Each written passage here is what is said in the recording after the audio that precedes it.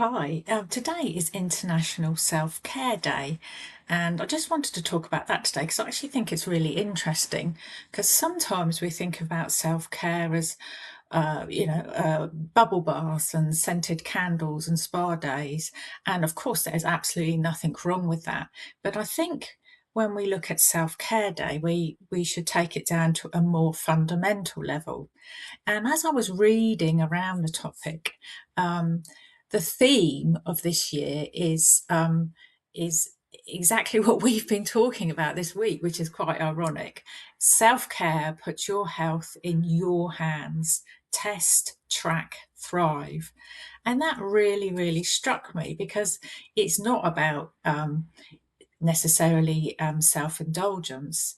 I think what that is urging us to do is to take responsibility for our own health before something goes wrong, before we run into problems. Because if we've taken the initiative to test, to track, and to thrive, then we're setting ourselves up with that architecture that we've been talking about this week to have proper grounded self-care.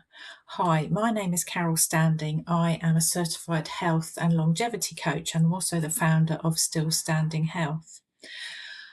So what we've been talking about this week is designing your environment so healthy choices become easy choices. We've talked about the path of no resistance, haven't we? Rather than something you've got to put willpower and motivation into, just make it really easy.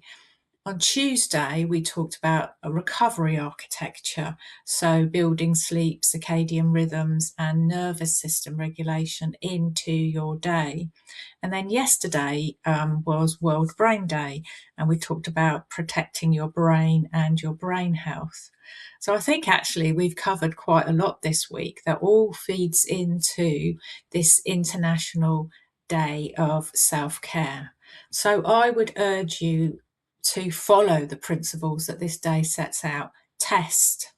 Have you had a recent blood test? Have you had your hormone levels checked? Particularly relevant for, as you get older, your hormone levels change. And there is something you can do about that. But if you don't know where you're starting, you can't do anything. Track. Most of us have health devices, and this isn't about obsessing over numbers. It's merely about looking at the overall patterns. It's not just one bad day of sleep or one bad workout or whatever it is. It's looking over long term, looking at the patterns.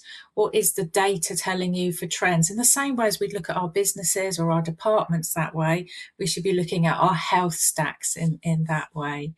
And then thrive, that's really talking about having this architecture so that you just have great energy and great health regardless, not just for one day, not just about optimizing really hard for just one event, but just living better, having the sharper thinking, the energy, the cognitive skills, the resilience, because we're all faced with different changes in life, aren't we? Different things coming to hit us.